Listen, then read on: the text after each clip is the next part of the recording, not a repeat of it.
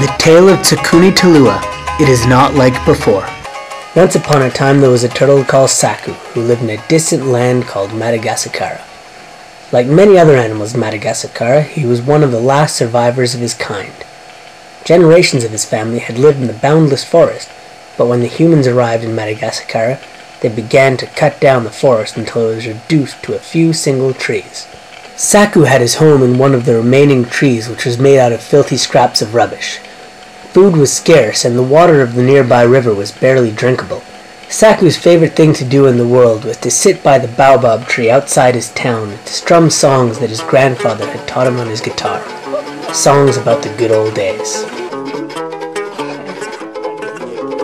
One day, Tsako's grandfather, who was many hundreds of years old, called him to his bedside and said, "Tsako, I am old, and before I leave this world, I have something very important to tell you. I have a map that my grandfather gave to me, which describes the way to a place far, far away called Taloha. Taloha is a magical place where many different animals live together in a wonderful forest. Sadly, I never had the strength to go myself, but if you want to live in such a wonderful place, this is the map to find it." Tsako was overwhelmed with excitement and decided to set out on a mission to find the mysterious Taloha. So Tsako traveled far and wide to the ends of the world. He walked to the darkest depths of night and woke up to so many sunrises that he thought he would never arrive.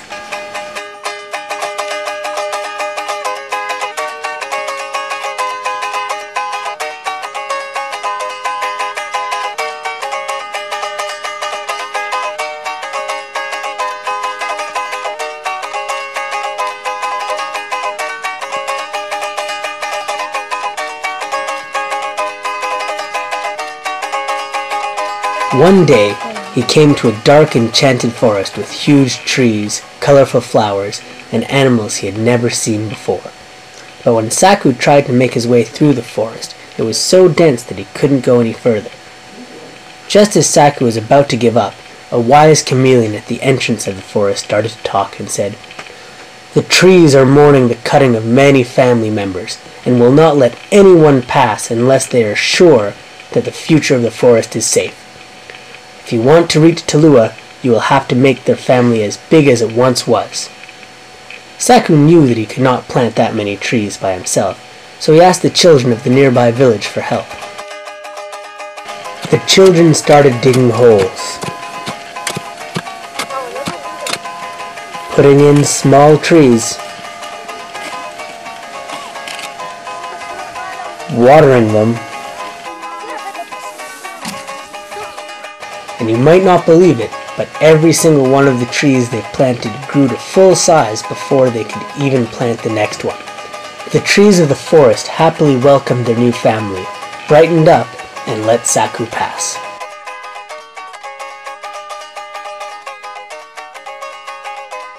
Tsako walked and walked to the end of the horizon until he could walk no more.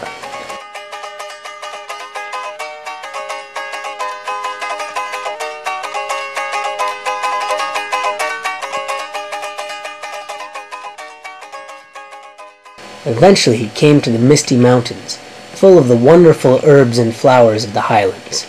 As Tsako attempted to pass the mountains to get to the other side, he felt a gusty wind barring his way. Tsako asked the wind why he wasn't letting him pass, and the wind answered, "I am angry because the people burned down all the grass, and I can't sing any more. So if you want to reach Taloha, you must give me a new voice." Tsako didn't know what to do, but once again turned to the children of a nearby village for help. The children started to sing a song.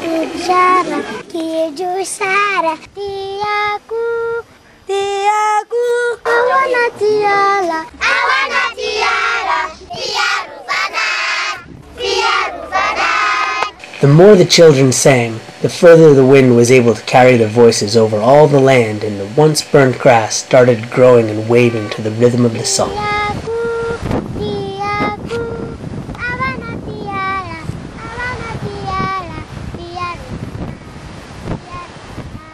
The wind was happy with his newfound voice and let Tsako cross the misty mountains.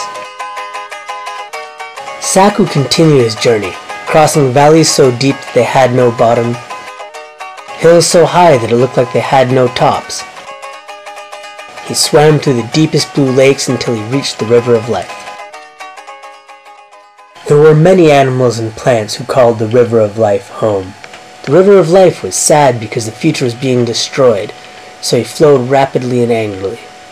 Tsako couldn't see any safe place to pass, and so he asked the river for safe passage. The River of Life answered, "It is my duty to protect Taloha, as the humans are destroying the future of your world. If you want to pass to reach Taloha, you must promise me that Taloha won't be damaged like Madagascar." Tsako was sad to hear this, but then he had an idea. Once more he turned to the children of the nearby village. He asked them to paint a new future for the forest, the air, and the water. The children painted a colorful future for themselves and for the wonderful nature around them.